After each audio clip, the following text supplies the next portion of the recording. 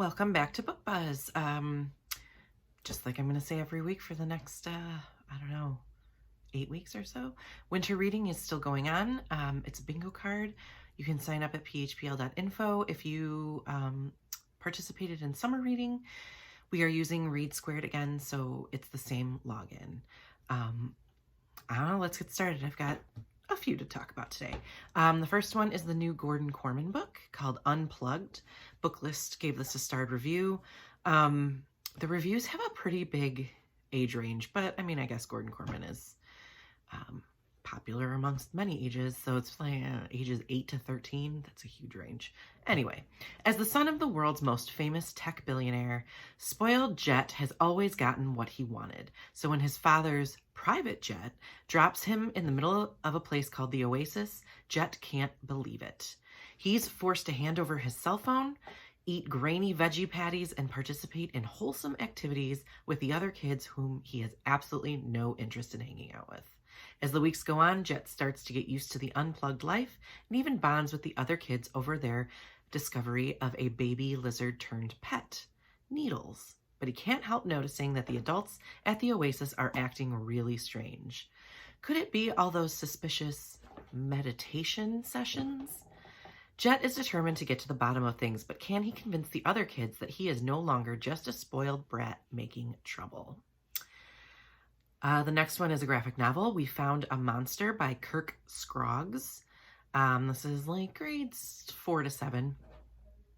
There's a reason scary movie fan and master of the macabre, Casey looks 10 times paler and more exhausted than the average 6th grader.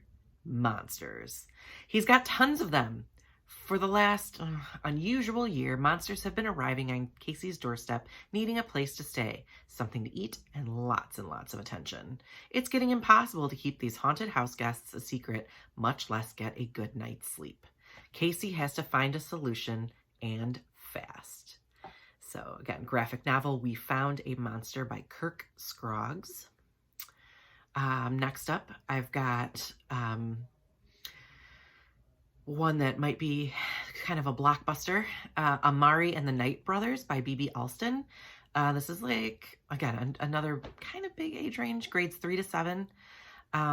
This one got 3 starred reviews, so again, this is going to be a big one.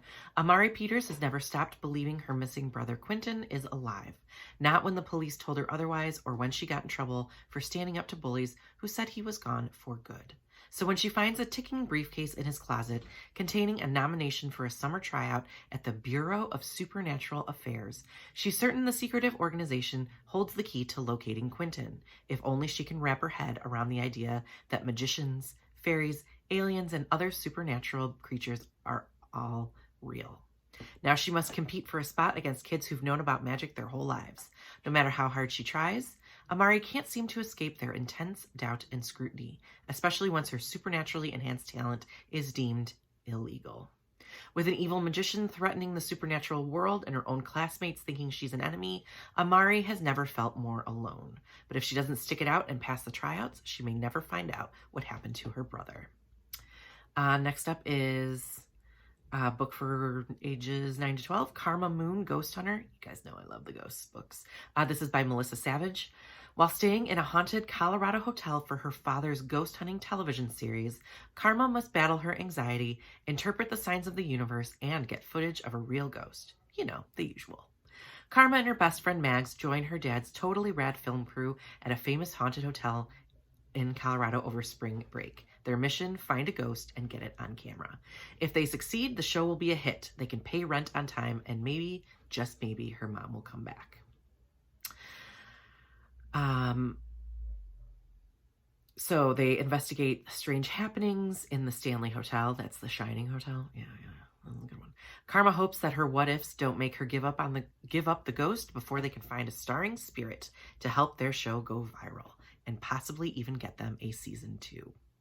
And the last one I've got is The World Between Blinks by Amie Kaufman. This is a fantasy adventure. for ages 8 to 12. This one got 2-star reviews. Whenever Jake and Marisol get together, adventure follows. They have their late Nana to thank for that. Her epic trips and treasure hunts were legendary, with the whole family reuniting for one last summer vacation at Nana's home. The cousins are prepared for an extraordinary trip of their own.